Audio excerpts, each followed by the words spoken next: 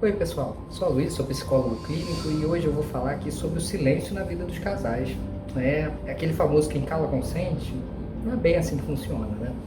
Quando surge esse silêncio, né? O silêncio pode surgir no meio da vida do casal de uma maneira muito inesperada.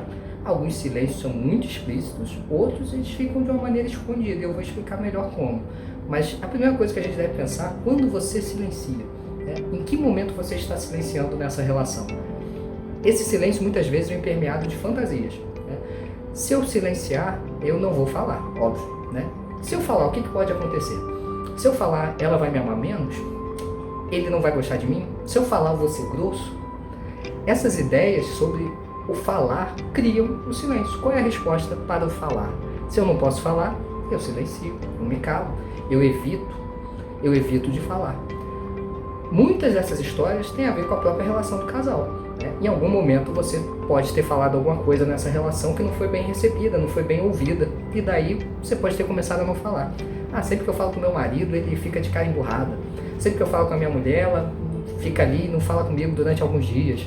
Talvez essas ideias tenham ficado marcadas para você e por isso você não está falando. Mas algumas vezes essa ideia de falar vem de outras relações, e aí é mais complicado ainda. Uma vez eu falei com meu pai e ele me respondeu mal. Falei com a minha mãe e ela me bateu, né? Essas histórias podem ficar marcadas na memória mesmo. E a gente se encaixa do jeito que fica possível de viver nesse ambiente. Se sempre que eu falo eu vou apanhar, a pessoa vai ficar de mal comigo, não vai querer falar comigo, vai me olhar torto, eu vou falar para quê? É melhor ficar calado, né? Mas é melhor mesmo? Pensa primeiro o que está motivando o seu silêncio. Quais são as consequências do seu falar, né? O que pode acontecer? O que está oculto nesse falar, né? Se eu falar, o que pode acontecer? E em relação especificamente ao casal, ainda tem umas outras coisas que acontecem, que eu falei que são silêncios menos explícitos, são silêncios que a gente poderia chamar de contratos, né? Alguns contratos silenciosos que são criados a partir do não falado.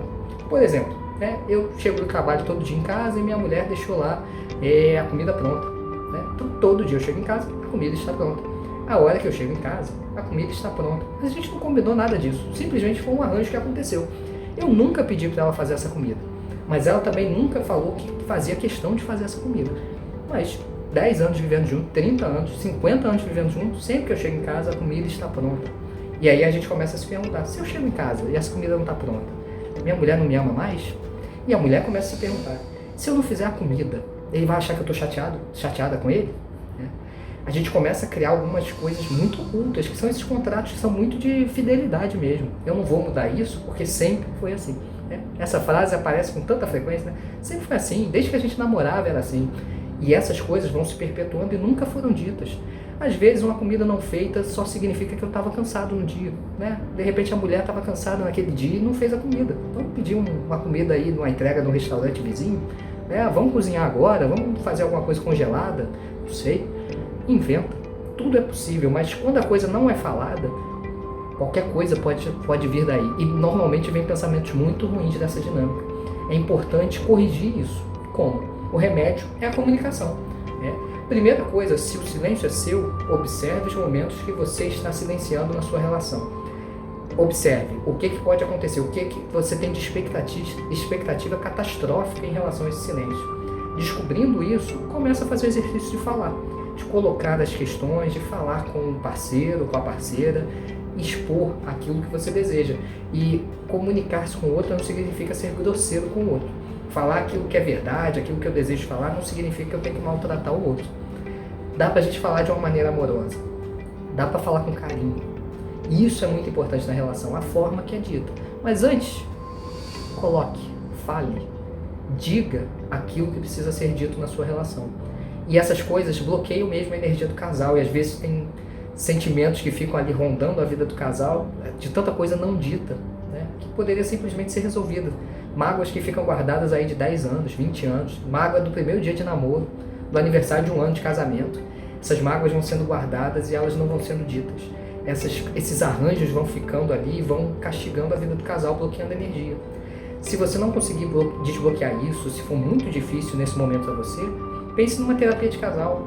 Procure um profissional, procure um psicólogo que trabalhe com casais. Ele pode ajudar e muito nesse processo. Ele não vai dizer o que é melhor para o casal. Ele vai sentar com vocês e observar esses pontos de bloqueio. E vai convidar vocês a olharem para esses pontos também. Ele não vai chegar para terminar com o seu relacionamento. Ele também não vai chegar para obrigar vocês a ficarem juntos. Ele vai chegar para acolher vocês, acolher essa relação. E falar, olha, está acontecendo isso aqui, ó. Vamos olhar para isso? Vamos falar sobre isso? E vai colocar vocês para tratarem, né? Lidarem com essas questões que estão ali, nesses silêncios do casal. Se precisar de ajuda, procure um profissional autorizado, um profissional que esteja registrado no Conselho Regional de Psicologia. Procure alguém que possa realmente te ajudar nesse momento, que é um momento de integração, é um momento de colocar essa vida em uma nova perspectiva, né? Principalmente quando a gente fala de relação. Relação de silêncios é uma relação diferente, né? É uma relação que alguma coisa não está dentro do esperado. Precisando de alguma coisa, é só entrar em contato.